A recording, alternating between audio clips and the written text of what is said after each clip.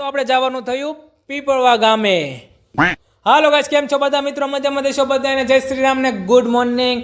આપણે જવાનું છે દૂધ ભરવા માટે. દૂધના કેન છે આપણે તૈયાર, અને આપણી સાથે આજ તો જોડાણા છે દક્ષભાઈને લઈને જવાનું છે દૂધ ભરવા માટે. એટલે આપણે બે નીકળી જાય છીએ, એમ બે દૂધ ભરવા માટે.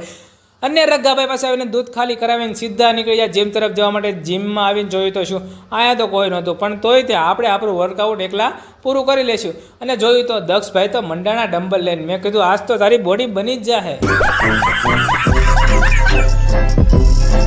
પછી તો આપણે નીકળીએ સીધા ઘર તરફ આવવા માટે. ઘર તરફ આવી પેલા દક્ષભાઈને ઉતારીને નાહી ધોઈને ફ્રેશ થઈને આપણે સીધા જવાનું હતું પીપળવા જવા માટે નીકળી જાય છે.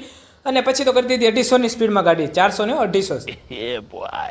પછી તો આ ભાઈ આપણી સાથે જોડાઈ જાય છે. આ ભાઈને લઈને જવાનું હતું પીપળવા. આ ભાઈ ઈશારા કાંઈક કરતા. મેં કીધું તારા વિચાર શું છે?